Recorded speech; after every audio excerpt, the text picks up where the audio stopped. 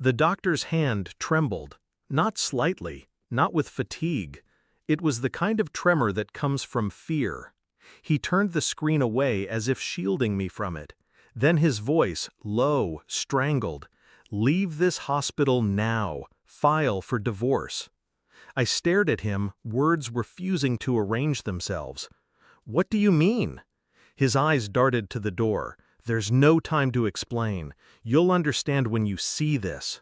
He swiveled the monitor toward me. The room stilled.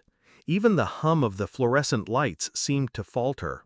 On the screen, our daughter's profile. But etched across her spine, something no genetic accident could explain. An anomaly too precise, too familiar. Recognition slammed into me like ice water. I didn't speak, didn't breathe, didn't even blink. I simply walked out of the room, out of the building, out of the life I thought I knew. The air outside was cold, my mind colder. Infidelity had been a rumor I dismissed, a shadow I ignored. She had excuses, late nights, sudden errands, her phone clutched like a weapon. I told myself marriage was trust, not interrogation. But trust is a fragile illusion. One crack and the entire reflection shatters. Now I carried the weight of that screen inside my skull, the shape of her spine, the mark, the signature of another man's blood. I replayed every touch, every whisper. Each moment rewired itself in my memory with new meaning. Her smiles now looked like masks, her silences strategy. I didn't confront her, not yet.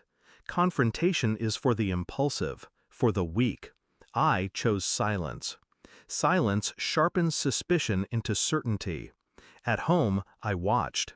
Not her patterns. I memorized the rhythm of her texts, the calls she took behind doors, the way her voice dropped half an octave when she lied. I ordered the DNA kit quietly, the kind that arrived in plain packaging. I tested myself first, proof of process, proof of patience. Then I waited. One morning, when she showered, I collected what I needed: a strand of hair, a brush she never noticed missing. Days stretched thin. Nights became hours of listening, to her breathing, to the subtle dissonance between the woman beside me and the stranger she had become. On the surface, I was the same. I cooked, I drove her to appointments, I held her hand in public. But beneath, I was dissecting her life piece by piece. Every truth hides in details, and I was learning to read them all. The envelope arrived in silence, no fanfare, no warning. Inside, the truth. The child was not mine. My pulse didn't rise, my hands didn't shake. Calm is the privilege of the betrayed who already knew. That night, I set the report on the kitchen table. No words, no accusation, just paper, evidence heavier than any scream. She walked in, saw it, froze. "What is this?" Her voice cracked. Her eyes searched mine for mercy. I gave her none. Her lips stammered explanations, impossible, absurd fabrications collapsing under their own weight. I watched, expressionless, detached. Because the moment the truth breathes, love dies.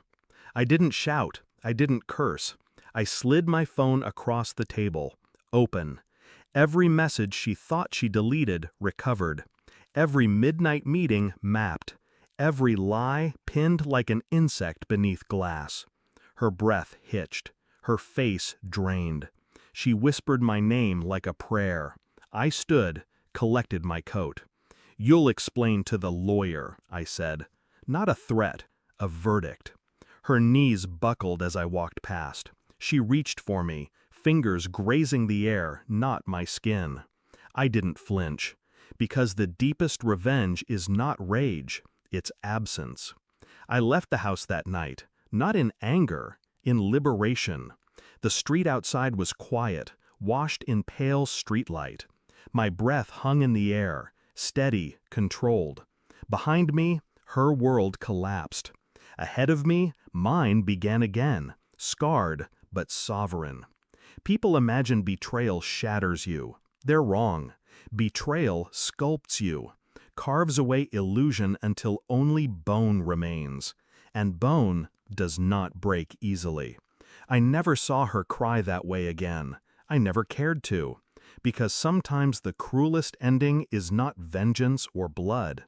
It's the simple, merciless truth, handed back like a mirror.